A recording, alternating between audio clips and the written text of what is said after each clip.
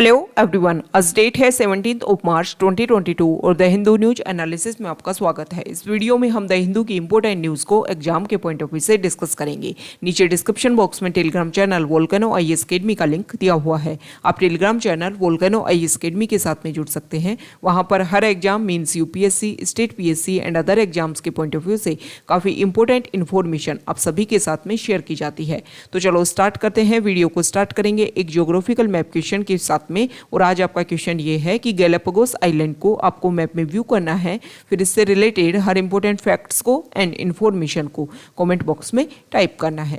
कल हमने आपसे क्वेश्चन पूछा था पैरासेल आइलैंड्स को लेकर के। तो पैरासेल आइलैंड्स को अगर हम मैप में व्यू करें तो साउथ चाइना सी वाला जो रीजन है, आप सभी को पता है काफ़ी ज़्यादा न्यूज़ में रहता है, क्योंकि यहाँ पर चाइना और यहाँ पर अदर जो रीजनल कंट्रीज़ हैं उनके बीच में इस एरिया के लिए काफ़ी ज़्यादा कन्फ्लिक्ट बना रहता है। तो यही साउथ चाइना सी में ही जो पैरासेल आइलैंड है वो एग्जिस्ट करते हैं।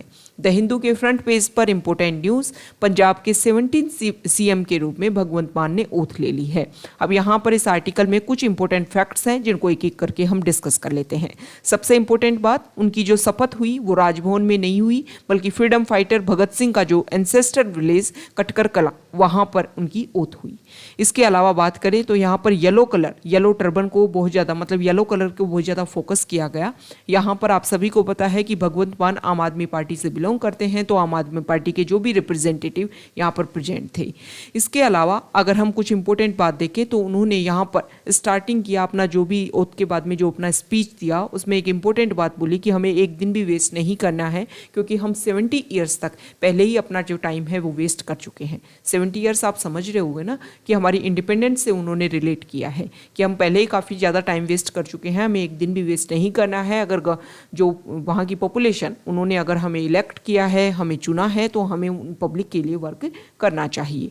अब यहाँ पर सबसे पहले तो हम डिस्कस करेंगे सीएम से रिलेटेड कुछ इंपॉर्टेंट फैक्ट्स। आप सभी को पता है स्टेट में जो चीफ मिनिस्टर अपॉइंट होते हैं उनको वहाँ के गवर्नर जो हैं वो ओथ दिलवाते हैं। हालांकि अगर हम कॉन्स्टिट्यूशन में बात करें तो सीएम को लेकर के ज़्यादा किस तरीके से उनका कोई स्पेसिफिक प्रोसीजर होना चाहिए या नहीं होना चाहिए, इसको लेकर के उनके सिलेक्शन और अपॉइंटमेंट को लेकर के कॉन्स्टिट्यूशन में ज़्यादा कुछ बातें नहीं बताई हुई हैं। बस इतना बोला हुआ है, आर्टिकल 164 एक बात बोलता है कि chief minister shall be appointed by the governor. Okay, इसके अलावा अब यहाँ पर बात आती है कि उन्होंने भगत सिंह के एंसेस्टर विलेज में ओथ ली। तो हम भगत सिंह से रिलेटेड कुछ बेसिक फैक्ट्स देखेंगे जो हमारे प्रीलिम्स के पॉइंट ऑफ व्यू से स्पेसिफिक इंपॉर्टेंट है।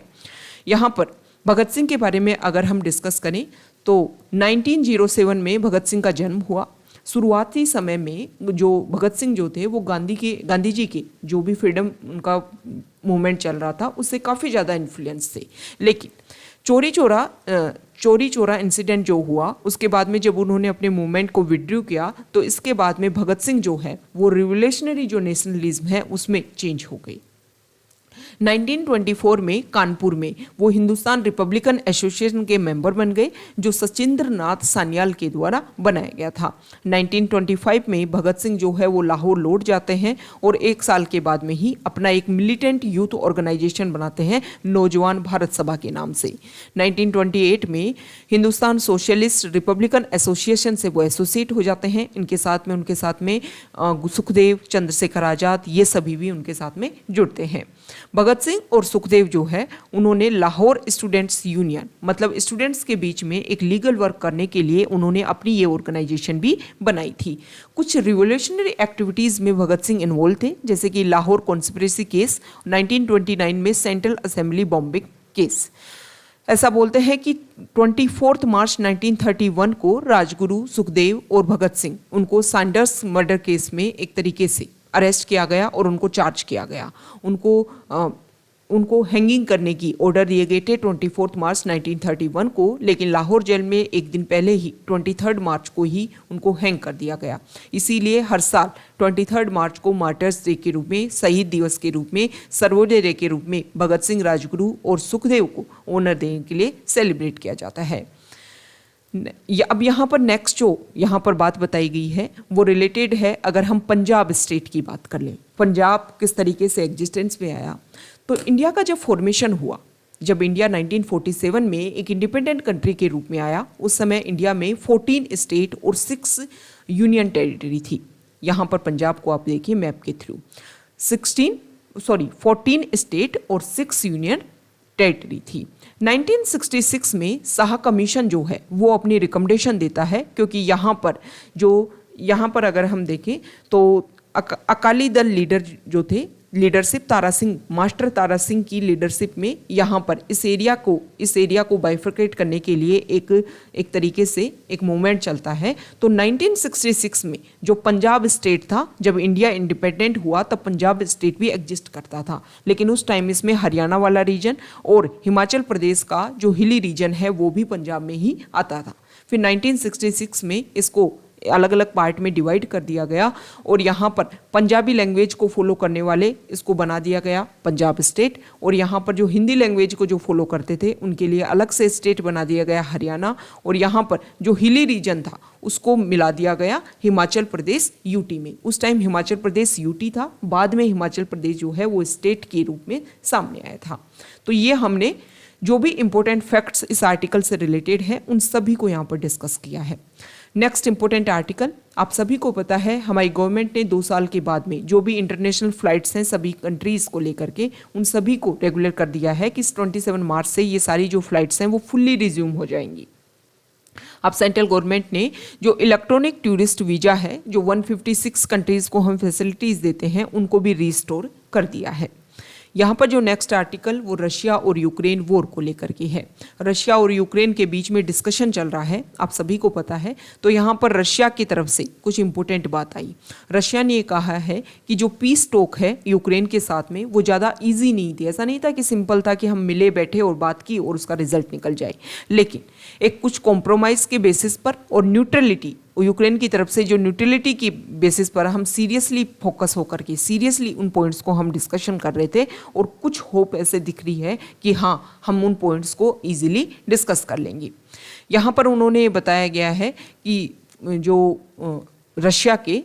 रशिया के जो फॉरेन मिनिस्टर सर्गेई लेवरोव हैं, उन्होंने बोला कि negotiations are not easy for obvious reason but nevertheless there is some hope of reaching a compromise. Neutral status is now being seriously discussed along of course with security guarantees. मतलब specific इस point के ऊपर discuss किया जा रहा है कि Ukraine, आप सभी को पता है कि कोज क्या रहा था, इंपॉर्टेंट कोज ये रहा था कि यूक्रेन ने जब नाटो ऑर्गेनाइजेशन में जुड़ने की अपनी इच्छा व्यक्त की, तब रशिया को लगा कि एक तरीके से ये जो नाटो ऑर्गेनाइजेशन अपना एक्सपेंड कर रहा है और आने वाले टाइम में ये नाटो ऑर्गेनाइजेशन की वजह से ही रशिया को सिक्योरिटी थ्रेट मिल सकती है। तो यहाँ पर यूक्रेन का जो न्यूट्रलिटी जो पॉइंट है उसके ऊपर मेजरली फोकस किया जा रहा है।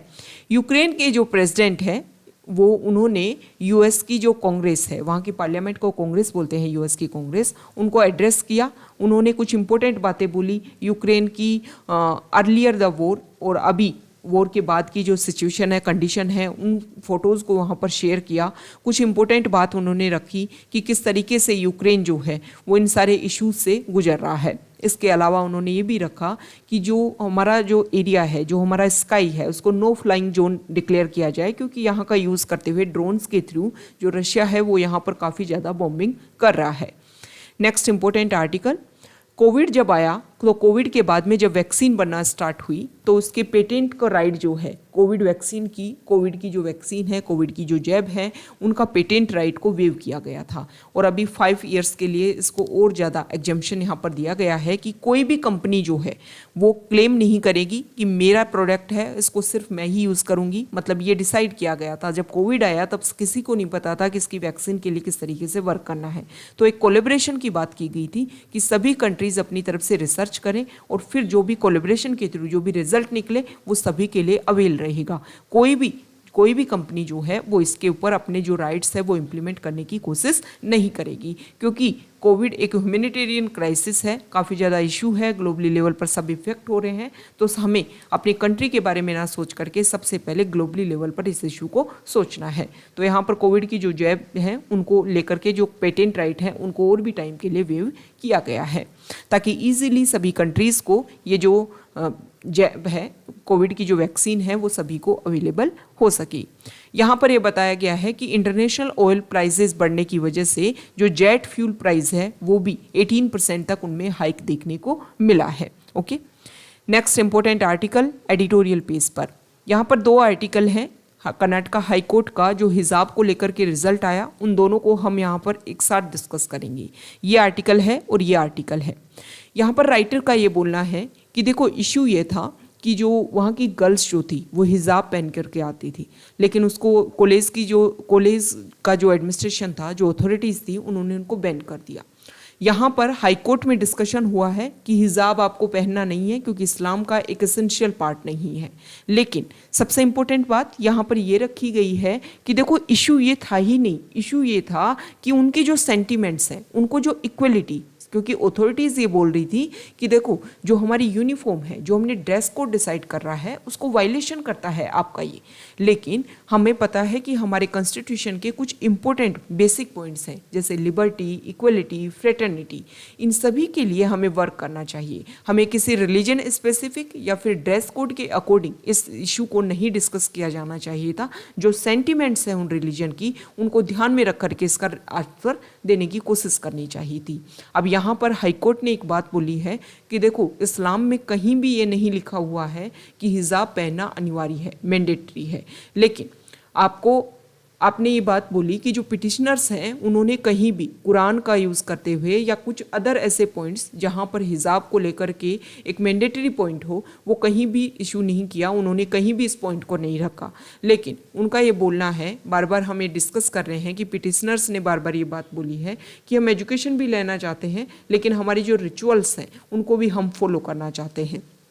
तो अगर हम चाहते हैं कि दोनों हमारे साथ में चले, कि हमारी एजुकेशन भी कंप्लीट हो और हमारी जो रिचुअल्स हैं वो भी कंप्लीट हो, तो इसको लेकर के जो हाई कोर्ट है, जो जुडिशरी है, उसको मोर सेंसिटाइज यहाँ पर होना चाहिए था। और ये जो इशू है उसको और ज़्यादा एक बेसिस पर, मतलब आप सिर्फ एक रिलीजन के बेसिस पर इशू को सोल्व करने की कोशिश आपको नहीं करनी चाहिए थी। आप हमारे जो बेसिक फंडामेंटल्स हैं, लिबर्टी, इक्वलिटी, फ्रेटर्निटी, इनके बेसिस पर आपको इनको सोल्व करना चाहिए था। आपको ड्रेस कोड के बेसिस पर आपने ये बोल दिया कि आप ड्रेस में उसको अलाउ नहीं कर सकते हो, लेकिन ड्रेस कोड में जो हाई कोर्ट है वो इस रिजल्ट को इस तरीके से भी डिस्कस कर सकता था कि ड्रेस कोड से मैच करता हुआ जो भी हिजाब है उसको कैरी करने की, हेड स्कार्फ जो है उसको कैरी करने की अनुमति दी जा सकती थी। अब यहाँ पर ये बोला गया है कि देखो आर्टिकल 25 में रिलीजन की आपको प्रैक्टिस की छूट दी गई है और उसमें कौन कौन सी हमारे रिचुअल्स हैं ये बोला गया था। 1954 में एक सिरूर मुट केस हुआ, उसमें सुप्रीम कोर्ट ने एक बात बोली कि रिलीजन में जो भी रिचुअल्स हैं उन सभी को यहाँ पर एक इंटीग्रल पार्ट माना जाएगा रिलीजन का। लेकिन टाइम टू टाइम बहुत सारे ऐसे केसेस हुए, जैसे कि आनंद मार्ग जो है सेक्ट जो है उसका तांडव डांस, उसको भी टाइम टू टाइम के बाद में एक तरीके से उसको रिवाइज किया गया कि आप स्ट्रीट में जो डांस करते हो तांडव डांस, वो एक तरीके से पब्लिक ऑर्डर को मेंटेन करने में इशू क्रिएट करता है, इसलिए आपको वो नहीं करना है। तो हमें जो भी इंडिविजुअल फ्रीडम जो है उसमें एक कुछ इशू है, मतलब हिजाब पहनना एक चॉइस है और चॉइस क्या है, एक फ्रीडम है। तो फ्रीडम को आपको रेगुलर करना चाहिए था। कुछ ऐसी चीज़ें आप डिस्कस कर सकते थे, कुछ ऐसे पॉइंट्स जिनके बेसिस पर ये लोगों की जो चॉइस है, जो गर्ल्स की जो चॉइस थी वो भी रेगुलर रहती, रिलीजन को लेकर के जो हमारे राइट्स हैं वो भी रेगुलर रहते, और सभी में इक्वलिटी, फ्रेटर्निटी का जो भाव है, जो एक एसेंस होना चाहिए किसी भी कंट्री के फाउंडेशन के लिए, वो भी यहाँ पर बना रह पाता। नेक्स्ट इंपॉर्टेंट आर्टिकल यहाँ पर क्लीन एनर्जी को लेकर के है।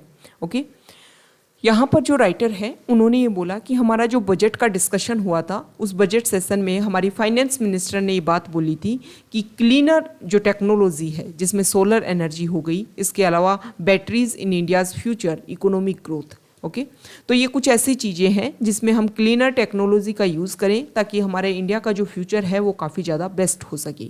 इसके लिए हमें क्या करना होगा, जो सर्कुलर इकोनॉमी है from the existing linear one आप समझ रहे हो ना, मतलब इस तरीके से, यहाँ देखिए आप ऐसे चले, मतलब इकोनॉमी जो है वो ऐसे लीनियर वे में चल रही है। लेकिन सर्कुलर मोशन आप समझ रहे हो ना, कि ऐसे यहाँ से इसका, फिर यहाँ से कुछ ऐसा प्रोड्यूस हुआ, फिर यहाँ से कुछ ऐसा प्रोड्यूस हुआ और यहाँ से ऐसे, ये सर्कुलर इकोनॉमी। तो यहाँ पर फोकस किया गया है कि सर्कुलर इकोनॉमी जो है वो हमें उसके ऊपर फोकस करना होगा, तभी हम क्लीनर टेक्नोलॉजी जो है उनको ज़्यादा से ज़्यादा अवेल कर पाएंगे। सबसे पहले यहाँ पर ये बोला गया है कि देखो हम क्या कर रहे हैं, हम क्लीनर एनर्जी डेवलप करने के लिए सोलर एनर्जी और विंड एनर्जी के ऊपर बहुत ज़्यादा फोकस कर रहे हैं। अब यहाँ पर राइटर का मेजर फोकस दिया गया है कि जो भी हमारा इस तरीके का इंफ्रास्ट्रक्चर है वो एक टाइम के बाद में बहुत सारा हमारे लिए वेस्ट क्रिएट करेगा। जैसे 2030 तक अगर हम बात करें तो 325 किलोटन जो है वो यहाँ पर वेस्ट जनरेट हो पाएगा इंडिया में अभी तक सोलर कैपेसिटी से। और यहाँ पर अगर हम बात करें तो 2070 तक जो हमने टारगेट लिया है कि हम क्या करेंगे, नेट जीरो एमिशन, तो उसके लिए हमें 5630 गीगावाट सोलर एनर्जी की और 1792 गीगावाट विंड एनर्जी की ज़रूरत होगी नेट जीरो टारगेट को अचीव करने के लिए।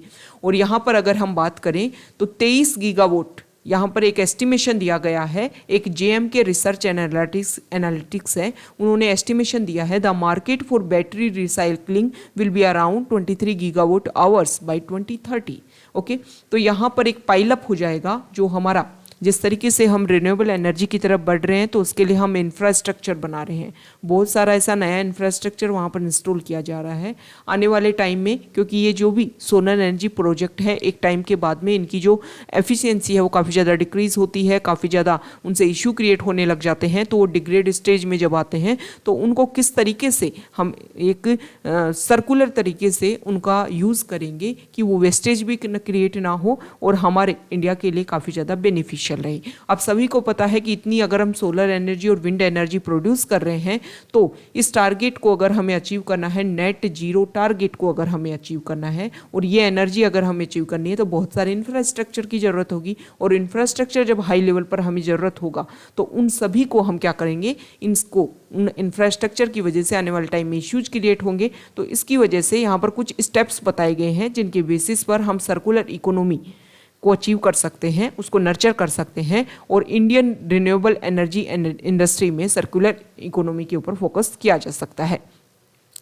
सबसे पहले तो हमें एक फ्रेमवर्क ऐसा बनाना होगा, पॉलिसी मेकर जो हैं उनको इलेक्ट्रॉनिक वेस्ट मैनेजमेंट को लेकर के जो रूल्स हैं उनको लेकर के अपनी जो पॉलिसी है वो काफ़ी इंपॉर्टेंट तरीके से वर्क करनी होगी। मतलब हमारी जो क्लियरली कि किस तरीके से मैन्युफैक्चरर्स, असेंबलर्स, इंपोर्टर्स, डिस्ट्रीब्यूटर्स, उनके क्या क्या रोल होने चाहिए, ये सभी हमें डिस्कस करने होंगे। दूसरी बात है कि जो भी हम क्या करते हैं कि जो भी वेस्टेज हो गया उसको हम डंप कर देते हैं या फिर जला देते हैं, तो ये ऐसा नहीं करना होगा। जो भी हमारी लैंडफिलिंग साइट है वो सबसे चीपेस्ट तरीका होता है, मोस्ट कॉमन प्रैक्टिस होती है किसी भी वेस्ट को एक तरीके से डंप करने के लिए। तो हमें ऐसा नहीं करना है। जो भी हमारे प्रोजेक्ट हैं उनमें अगर हमें लगता है कि ये वेस्टेज क्रिएट हो रहा है तो उसके लिए हमें फोकस करना है, उसका मेटल नॉन मेटल पार्ट अलग करना है, क्योंकि ऐसा नहीं है कि लैंडफिल साइट की वजह से जो सोइल पोल्यूशन है वो एक टाइम के बाद में इंक्रीज हो जाए। यहाँ पर ये बताया गया है कि जो सोलर फोटोवोल्टिक मॉड्यूल्स होते हैं उसमें लीड और कैडमियम जो है वो 90% एंड 40% तक होता है, जिसकी वजह से एसिडिक कंडीशन 90 से 40% तक इंक्रीज हो सकती है। और बर्निंग करने की वजह से भी जो पॉलीमेरिक एनकैप्सुलेंट लेयर जो है सोलर फोटोवोल्टिक मॉड्यूल्स की वो टॉक्सिक गैसेज रिलीज करते हैं, जैसे कि सल्फर डाइऑक्साइड और भी वोलेटाइल ऑर्गेनिक कंपाउंड जो काफ़ी ज़्यादा हजार्डस हो सकते हैं। इसके अलावा हमें रिन्यूएबल एनर्जी के लिए एक ऐसी इंडस्ट्री डेवलप करनी होगी जो रिसर्च एंड डेवलपमेंट में किस तरीके से हम रिसाइकलिंग टेक्नोलॉजी पे वर्क कर सकते हैं, इन सारे पॉइंट्स के ऊपर वो जो इंडस्ट्री है वो फोकस करे। इसके अलावा फाइनेंस और क्वालिटी, मतलब किस तरीके से जो वेस्ट मैनेजमेंट है उसका इनोवेटिव फाइनेंसिंग हम कैसे कर सकते हैं, कैसे क्रिएट कर सकते हैं। इसके अलावा access to finance is a major road block for players in the recycling ecosystem. Central government जो है वो पब्लिक प्राइवेट सेक्टर बैंक्स की सहायता से लोअर इंटरेस्ट रेट के बेसिस पर कुछ लोन डिस्बर्स्ड कर सकती है ताकि renewable energy waste recycling facility जो है वो सेटअप हो सके। इसके अलावा हमें जो भी प्रोडक्ट डिजाइन है, क्वालिटी है, उन सभी में मेंटेन करना चाहिए। उन सभी में जो इम्प्रूवमेंट की हमें ज़रूरत है वो सभी किए जाने की ज़रूरत है। यूनियन और स्टेट गवर्नमेंट जो है वो स्ट्राइजेंट क्वालिटी कंट्रोल स्टैंडर्ड मेंटेन कर सकती हैं, जिसकी वजह से ये जो इशू है वो काफ़ी ज़्यादा फोकस हो सकता है। रिन्यूएबल एनर्जी रिसाइकलिंग इकोसिस्टम जो है उसमें एक कॉम्प्लेक्स स्ट्रक्चर है, बहुत सारे एक्टर्स जो हैं वो इसमें इन्वॉल्व होते हैं। एक इंटीग्रल पार्ट के रूप में हमारी जो जर्नी है उसको हमें इस तरीके से फोकस करना चाहिए कि जो हमारा फ्यूचर है वो सस्टेनेबल की तरफ आगे बढ़ सके। ऐसा नहीं है कि हम रिन्यूएबल एनर्जी तो प्रोड्यूस करते जा रहे हैं और दूसरी तरफ वेस्टेज का इतना पाइलअप कर दिया कि उसकी वजह से फिर इश्यू क्रिएट हो गई। ओके, क्योंकि हम ये सारी चीज़ें इसीलिए तो कर रहे हैं ना कि पोल्यूशन कम से कम हो सके। तो इन सारे पॉइंट्स के ऊपर ये जो इंपॉर्टेंट पॉइंट्स हैं ये आपको ध्यान में रखने हैं और इनके पॉइंट्स के ऊपर मतलब हमें पॉलिसी बनानी है, एक इंफ्रास्ट्रक्चर बनाना है, जो भी मेटल्स यूज किए जाते हैं उनको कैसे रिसाइकलिंग करना है, इन सभी के ऊपर फोकस करना है। तभी जाकर के हम जो क्लीन एनर्जी की तरफ बढ़ने चाह रहे हैं वो हम अचीव कर पाएंगे और एक बेटर वे में अचीव कर पाएंगे। नेक्स्ट इंपॉर्टेंट आर्टिकल है पेज नंबर 8 पर कुछ टेक्स्ट एंड कंटेंट लेकर के आज ये पेज है, इस पे कुछ चीज़ें शो कर रखी हैं। तो यहाँ पर अभी वो टाइम में इंडिया और रशिया के बीच में जो ऑयल ट्रेड है वो थोड़ा सा इंक्रीज हुआ है और यहाँ पर युआन जो चाइना की करेंसी है उसके ऊपर फोकस किया जा रहा है, उसको मीडिएटर के रूप में रोल प्ले करके ये ऑयल ट्रेड किया जा रहा है। तो यहाँ पर देखो एक बात बोली गई है कि आप सभी को पता है कि ये जो वॉर हुआ रशिया और यूक्रेन के टाइम में, तो वहाँ पर रशिया के ऊपर बहुत सारे सैंक्शंस लगाए गए हैं, उनके ऑयल के ऊपर भी सैंक्शंस लगाए गए हैं और इसकी वजह से ऑयल के जो प्राइजेस हैं वो काफ़ी ज़्यादा इंक्रीज़ भी हो रहे हैं पूरे वर्ल्ड में। इसके अलावा अगर हम देखें तो जो एक तरीके फाइनेंस सिस्टम हो जाता है जिसको स्विफ्ट पेमेंट सिस्टम के नाम से हम जानते हैं, उसके ऊपर भी रिस्ट्रिक्शंस लगाया गया है। मतलब रशिया के साथ में जो ट्रेड है वो तो बंद कर ही दिया गया। रशिया की जो करेंसी है उनके साथ में अगर हम कोई कंट्री ट्रेड भी करता है तो स्विफ्ट सिस्टम एक ग्लोबली लेवल पर सिस्टम है जिसमें पेमेंट जो है वो एक कंट्री से दूसरे कंट्री में बहुत ही ईजीली चला जाता है। तो इस सिस्टम को भी ब्लॉक कर दिया गया जिसकी वजह से रशिया के साथ में जो भी ट्रेड होता है उसके ऊपर काफ़ी ज़्यादा प्रॉब्लम क्रिएट होगी। ओके, नेक्स्ट इंपॉर्टेंट आर्टिकल, कल हमने एक इशू डिस्कस किया था। सुप्रीम कोर्ट में कल 2 केसेस की सुनवाई हुई। एक तो जो केरला का Malayalam news channel media one जो ब्रॉडकास्टिंग एजेंसी है उसके ऊपर कुछ रिस्ट्रिक्शंस लगा दिए गए थे, तो उसको लेकर के डिस्कशन हो रहा था। और एक बिहार की, यहाँ पर देखिए सुप्रीम कोर्ट में एक डिस्कशन हो रहा था। यहाँ एक सेकेंड,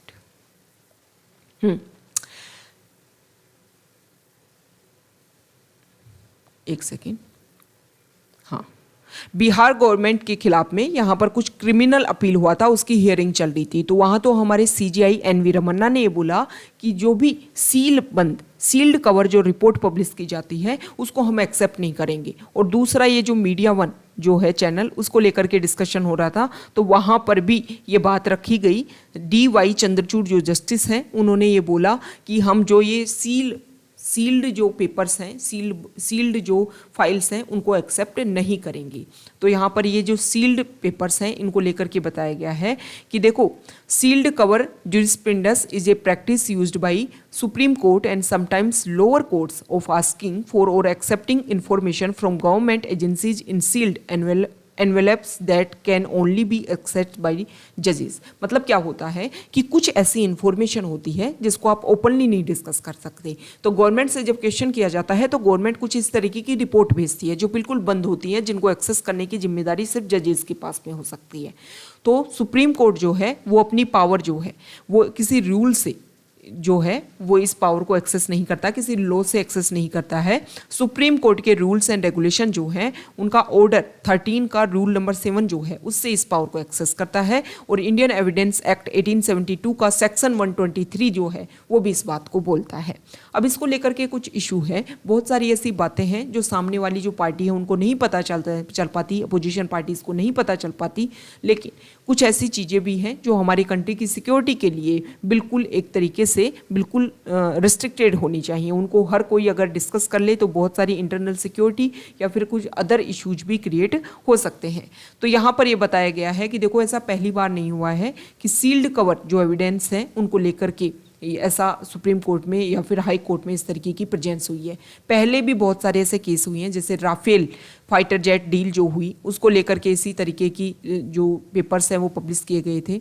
दूसरी NRC, आसाम में जो NRC करवाई थी तब भी इस तरीके के जो पेपर्स हैं वो सील्ड कवर पेपर जो है वो रखे गए गवर्नमेंट के द्वारा। 2014 में BCCI रिफॉर्म्स केस जो है उसमें भी इसी तरीके की बात रखी गई। भीमा कोरेगांव केस जो है जहाँ पर UAPA एक्ट के अंडर कुछ लोगों को, एक्टिविस्ट को अरेस्ट किया गया था, तब भी यहाँ पर ऐसे ही बात रखी गई। तो यहाँ पर ये कुछ केसेस की बात की गई है जिनके बेसिस पर ये बोला गया है कि पहले भी ऐसा हुआ है, लेकिन यहाँ पर देखो इसका क्रिटिसिज्म होता है क्योंकि इससे ट्रांसपेरेंसी नहीं होती है। गवर्नमेंट ने क्या बात रखी, अपोजिशन पार्टीज़ को अगर ये बात पता नहीं चल पाएगी तो वो अपनी सेफ्टी के लिए किस तरीके से उसके लिए पॉइंट रखेंगी।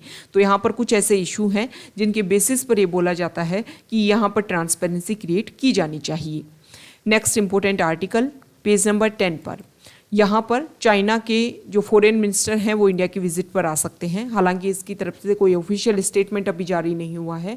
अभी नेपाल की तरफ से स्टेटमेंट जारी हुआ कि जल्दी वहाँ पर चाइना के जो फॉरेन मिनिस्टर हैं वो आएंगे। अब इंडिया में अगर वो आते हैं तो यहाँ पर साउथ चाइना सी को लेकर, साउथ एशिया को लेकर के एक तरीके से मेजर फोकस वैसे चाइना जो है वो कर भी रहा है। और अभी इंडिया और चाइना एक ही इक्वल लेवल पर खड़े हैं, क्योंकि रशिया को लेकर के जो सैंक्शंस लगाने की बात की गई यूनाइटेड नेशंस में, तो वहाँ पर दोनों ही कंट्रीज़ ने एब्सटेन किया है। यहाँ पर ब्रिक्स को लेकर के डिस्कशन हो सकता है, HCO को लेकर के डिस्कशन हो सकता है, क्योंकि ब्रिक्स की इस साल जो है वो एक तरीके से चेयरिंग करने वाले हैं चाइना। ब्रिक्स को लेकर के अगर हम कुछ इंपॉर्टेंट फैक्ट्स देखें तो आप सभी को पता है ब्रिक्स में ब्राज़ील, रशिया, इंडिया, चाइना और फिर लास्ट में जुड़ा था साउथ अफ्रीका। पहले इसको ब्रिक के नाम से जानते थे, फिर बाद में इसको ब्रिक्स के नाम से, जब इसमें अफ्रीका जुड़ा तो इसमें ब्रिक्स को नाम से इसको जाना जाने लगा। यहाँ पर आप देखिए जो अफ्रीका कॉन्टिनेंट है वहाँ से यहाँ पर सिर्फ जो है साउथ अफ्रीका यहाँ पर बिलोंग करता है। ब्रिक्स के बारे में अगर हम कुछ फैक्ट्स हैं जो हमारे लिए इम्पोर्टेंट हो जाते हैं। जो ब्रिक जो वर्ड है वो जिम ओ'नेल एक इकोनॉमिस्ट थे उनके द्वारा दिया गया था। इसके अलावा पूरे वर्ल्ड की जितनी पॉपुलेशन है उसकी 42% पॉपुलेशन को रिलेट करता है, रिप्रेजेंट करता है ब्रिक्स। जीडीपी का 23%, टेरिटरी का 30%, ग्लोबल ट्रेड का 18% को ब्रिक्स जो है ऑर्गेनाइजेशन वो रिप्रेजेंट करता है। ये कुछ इंपॉर्टेंट फैक्ट्स हैं, जैसे कि ब्रिक्स को लेकर के कोई क्वेश्चन आया तो आप आंसर राइटिंग में इस तरीके के डाटा से उसको स्टार्ट कर सकते हो, तो एक एक्स्ट्रा पुट जो है वो आपको यहाँ पर मिल जाता है।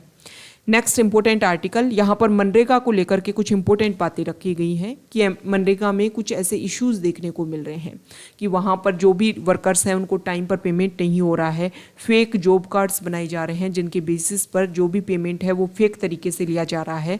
जो बेनिफिशियरीज हैं उनको चूज करने में काफ़ी ज़्यादा करप्शन क्रिएट हो रहा है। इसके अलावा पेमेंट्स जो हैं वो टाइम पर नहीं हो पा रहे हैं और मनरेगा को लेकर के एक अलॉटमेंट जो बजट में होना चाहिए था वो भी काफ़ी कम देखने को मिला है। नेक्स्ट इंपॉर्टेंट आर्टिकल, कल हमने डिस्कस किया था कि ऑक्सफैम इंडिया यूके का एक ऑर्गेनाइजेशन जिसको लेकर के डिस्कशन हो रहा था कि यूके जो है वो चाह रहा है कि उस ऑर्गेनाइजेशन को अवेल करे दोबारा से इंडिया, क्योंकि FCRA एक्ट के अंडर हमने उसके ऊपर कुछ रिस्ट्रिक्शंस लगा दिए थे। अब यहाँ पर एक नेक्स्ट फाउंडेशन है हेलेट फाउंडेशन, तो वो भी FCRA वॉच लिस्ट में आ गया है। US का ये फाउंडेशन है और इंडिया में क्लाइमेट अवेयरनेस कैंपेन यहाँ पर ऑर्गेनाइज करता है।